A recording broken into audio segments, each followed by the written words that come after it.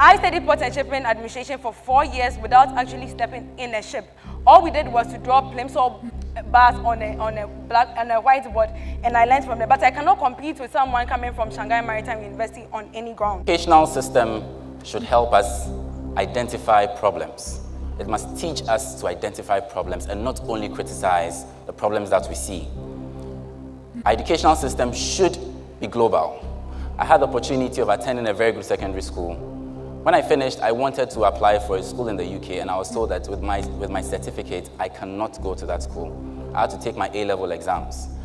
And with that, I did not go to the school, all right, but I went to a Ghanaian university and used my notes for A-level up to the 3rd year.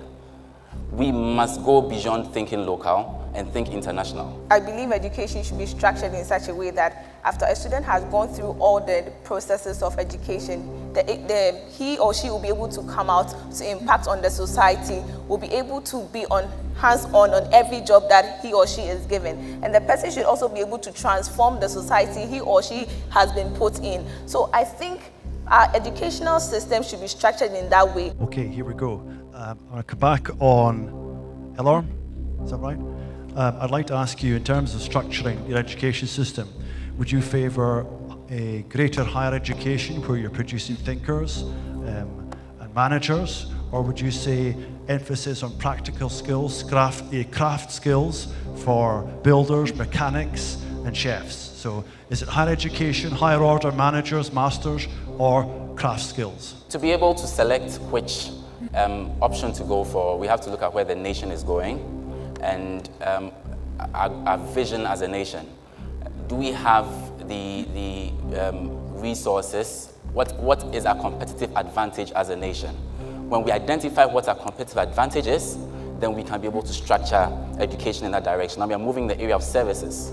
So I believe that we focus more on building leaders who have entrepreneurial skills, who have managerial skills. Mike? Reggie, where would you want Ghana to invest most? IT or agriculture? Interesting question, Mike. I believe Ghana can invest most in IT. The reason being that the scenario I gave of the Asian Tigers, they targeted their grassroots, developed their skills in the area of IT, and because IT is a growing niche now, and they were able to capture the international market with the development of their grassroots, and in so doing, they actually raked in a lot of revenue, which they could easily pump into the agricultural sector.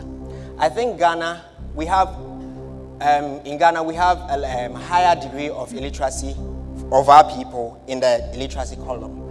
And I believe that if we invest in IT by giving them practical training on how to build in these areas of IT, we can actually go on into the international market and actually compete in the international market, be able to rake in revenues, and be able to pump it into the agricultural sector to develop our country. Do you think we have enough freedom of the press? Because people like Anas are always on the ground, not able to do their job very well.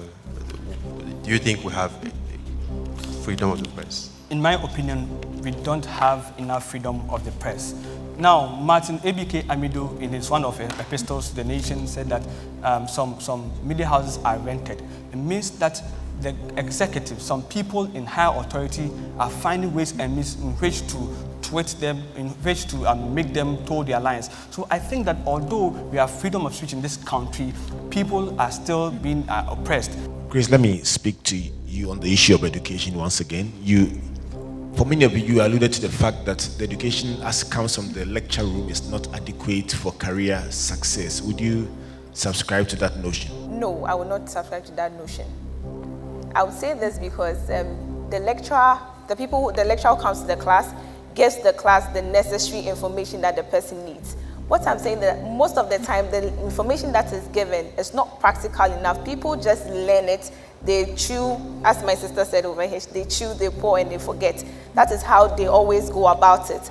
But then, if we the students pick up whatever is given and we work according to it and also make it practical for us, it would help us in our career.